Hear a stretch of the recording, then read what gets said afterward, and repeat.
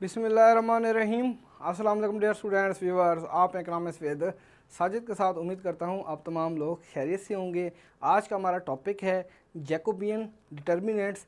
आज का हमारा topic examination point of view से बहुत ज़्यादा अहम है और ये क्वेश्चन मैंने अल्फ़ा चोंग मैथमेटिकल इकनॉमिक्स की बुक से लिया है। Exercise 7.6 question number 1। अब हम इस क्वेश्चन की तरफ चलते हैं।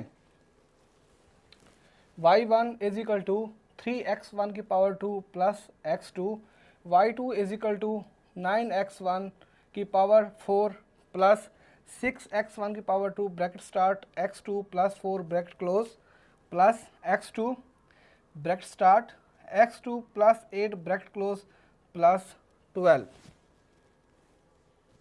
इस क्वेश्चन में हमारे पास दो वेरिएबल मौजूद हैं x1 x2। अगर क्वेश्चन के अंदर दो वेरिएबल मौजूद हों तो हम पार्शियल डेरिवेटिव का इस्तेमाल करते हैं।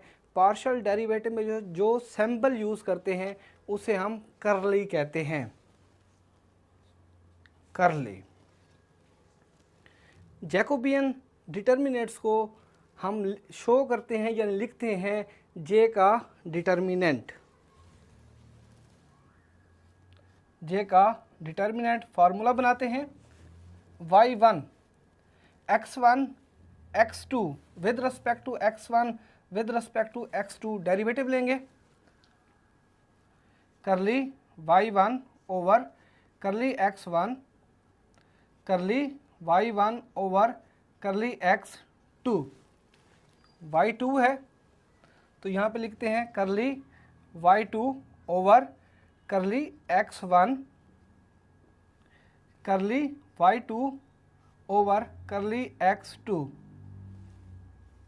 यानी जैकोबियन डिटर्मिनेंट्स का फार्मूला है। अब हम क्या करते हैं, with respect to x1 with respect to x2 derivative लेते हैं। Curly y1 over curly x1 is equal to curly with respect to curly x1। y1 की वैल्यूज़ लिखते हैं 3x1 की पावर 2 प्लस x2 करली y1 over curly x1 is equal to x1 की power 2। यहाँ पे पावर रूल का इस्तेमाल करते हैं। x1 की पावर को मल्टीप्लाई करेंगे x1 के कोफिशिएंट के साथ और पावर में से 1 को लेस करते हैं। 2 को 3 से मल्टीप्लाई करते हैं 6x1 आता है 2 - 1 प्लस x2, ये कांस्टेंट वैल्यू है। जो वैल्यू कांस्टेंट होती है वो 0 होती है, 0।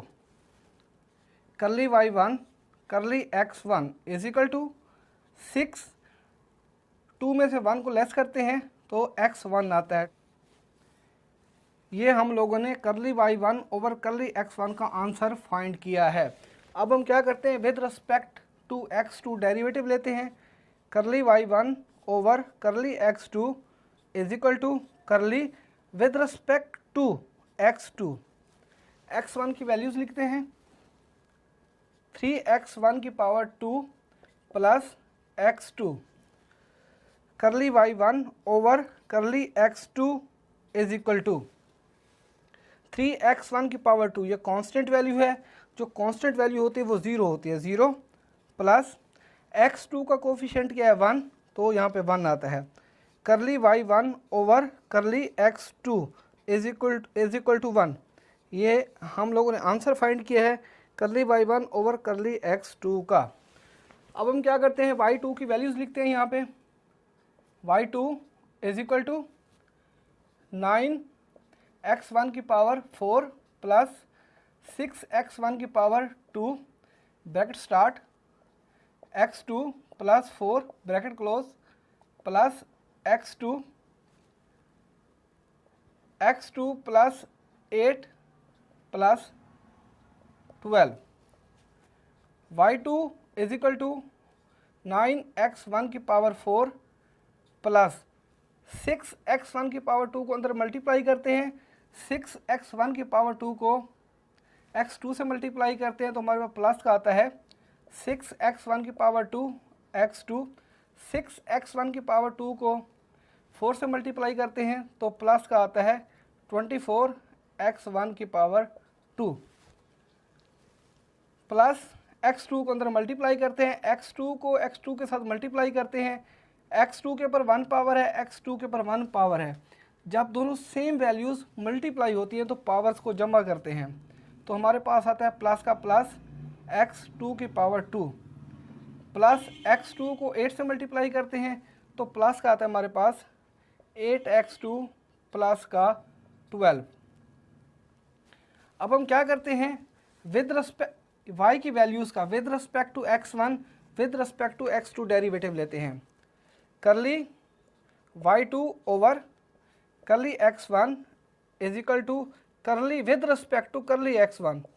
यहाँ पे x2 की वैल्यूज़ को लिखते हैं, ये वाली वैल्यूज़ यहाँ पे लिखते हैं, 9x1 की पावर 4 प्लस 6x1 की पावर 2 x2 प्लस 24x1 की पावर 2 प्लस x2 की पावर 2 प्लस 8x2 प्लस का 12। करली y2 over curly x1 is equal to with respect to x1 derivative लेते हैं, x1 की पावर क्या 4 है, पावर को x1 के कोफिशिएंट से मल्टीप्लाई करते हैं और पावर में से 1 को लेस करते हैं, डायरेक्ट कर देते हैं। यहाँ पे 4 को 9 से मल्टीप्लाई करते हैं तो हमारे पास आता है 36x1, 4 में से पावर में से 1 को लेस करते हैं तो हमारे पास आता है 3, यानी 36x1 की 3 प्लस 6x1 की पावर 2। अब हम क्या करते हैं, 2 को 6 से मल्टीप्लाई करते हैं तो हमारे पास 12 आता है, पावर में से 1 को लेस करते हैं, 12x1 x2 प्लस x1 की पावर 2 है, 2 को x1 के कोफिशिएंट से मल्टीप्लाई करते हैं तो हमारे पास आता है 48, पावर में से 1 को लेस करते हैं तो 48x1 आता है। x2 की पावर 2 ये कांस्टेंट वैल्यू है, जो वैल्यू कांस्टेंट होती है वो 0 होती है, प्लस 8x2 ये वैल्यू कांस्टेंट है, जो वैल्यू कांस्टेंट होती है वो 0 होती है, प्लस 12 ये वैल्यू कांस्टेंट है, जो वैल्यू कांस्टेंट होती है वो 0 होती है। ये हमने आंसर फाइंड किया है करली y2 करली x1 का। अब हम क्या करते हैं, विद रिस्पेक्ट टू x2 का डेरिवेटिव लेते हैं, करली y over curly x2 is equal to curly with respect to curly x2। y2 की वैल्यूज़ को दोबारा लिखते हैं, ये वाली वैल्यूज़ 9x1 की पावर 4 प्लस 6x1 की पावर 2 x2 प्लस 24x1 की पावर 2 प्लस x2 की पावर 2 प्लस 8x की 2 और ये प्लस का 12। With respect to x2 derivative लेना है, करली y2 करली x2 is equal to 6x1 की पावर 4 ये कांस्टेंट वैल्यू है, जो वैल्यू कांस्टेंट होती है वो 0 होती है, डायरेक्ट कर लेते हैं, प्लस 6x1 की पावर 2 x2, x2 का कोफिशिएंट क्या है 6x1 की पावर 2, तो यहाँ पे आता है 6x1 की पावर 2, 24x1 की पावर 2 ये x1 की पावर 2 ये वैल्यू कांस्टेंट है, जो वैल्यू कांस्टेंट होती है वो 0 होती है, प्लस 2x की 2 की पावर 2, x2 की पावर 2 को x2 के कोफिशिएंट से मल्टीप्लाई करते हैं तो हमारे पास आता है प्लस का 2x2, पावर में से 2 में से 1 को लेस करेंगे 2x2 आता है, प्लस का 8x2, x2 का कोफिशिएंट के 8 तो प्लस का 8 आता है, प्लस 12 जो वैल्यू कांस्टेंट होती है वो 0 होती है। Now putting the values in Jacobian determinants. अब इन तमाम वैल्यूज़ को जैकोबियन डिटर्मिनेंट्स में पुट करते हैं। यहाँ पे लिखते हैं जे का डिटर्मिनेंट करली y1 ओवर करली x1 का क्या डेरिवेटिव फाइंड किया था 6x1, तो यहाँ पे लिखते हैं 6x1। करली y1 ओवर करली x2 का क्या डेरिवेटिव फाइंड किया था, ये हमारे पास आंसर है 1, तो यहाँ पे 1 लिखते हैं। Curly y2 over curly x1 का क्या डेरिवेटिव फाइंड किया था, यानी क्या आंसर फाइंड किया था, ये हमारे पास यहाँ पे लिखते हैं 36x1 plus 12x1 plus 48x1 curly y2 over curly x2 का क्या डेरिवेटिव फाइंड किया था, ये डेरिवेटिव फाइंड किया था। यहाँ पे लिखते हैं 6x1 plus 2x2 plus 8।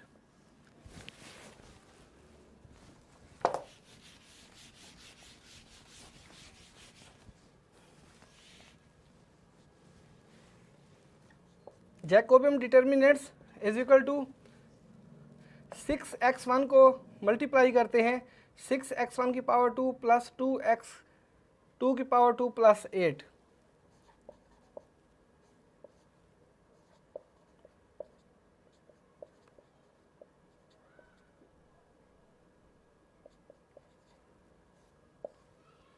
One को मल्टीप्लाई करते हैं 36x1 plus 12x1 plus 40x1। दरम्यान में फार्मूले वाला माइनस होता है, जमा नफ़ी, तो यहाँ पे माइनस लिखेंगे 36x1 plus 12x1 plus 48x1।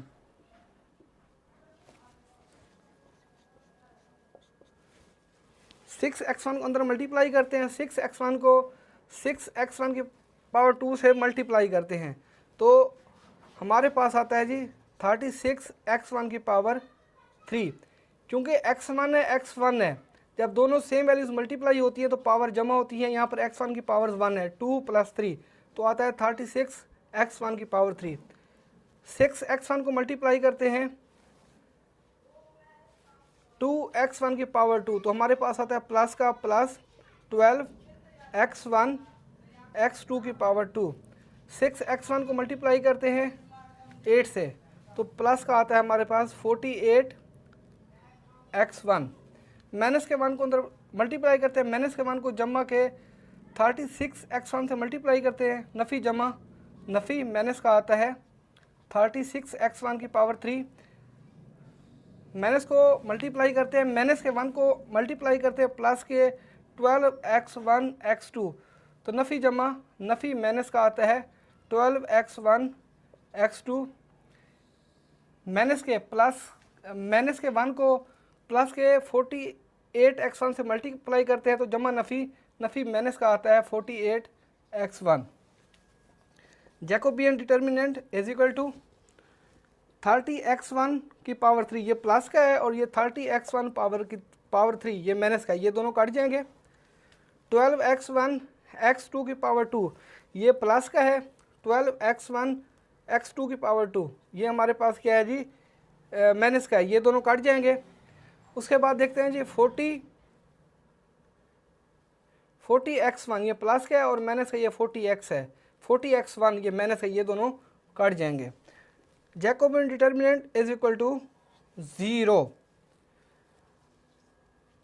अगर जैकोबियन डिटर्मिनेंट का आंसर 0 आ जाए तो इसका मतलब ये होता है जो हमारे पास इक्वेशंस हैं वो डिपेंडेड हैं, फंक्शनली डिपेंडेड है। व्यूअर्स मैं उम्मीद करता हूँ ये लेक्चर आप लोगों को आसानी से समझ आ जाएगा और आप लोगों से रिक्वेस्ट है कैंडल मेरे चैनल को सब्सक्राइब कीजिएगा, बेल आइकन लाजमी प्रेस कीजिएगा ताकि आपको हर नई आने वाली वीडियो का नोटिफिकेशन मिल जाए। Thank you.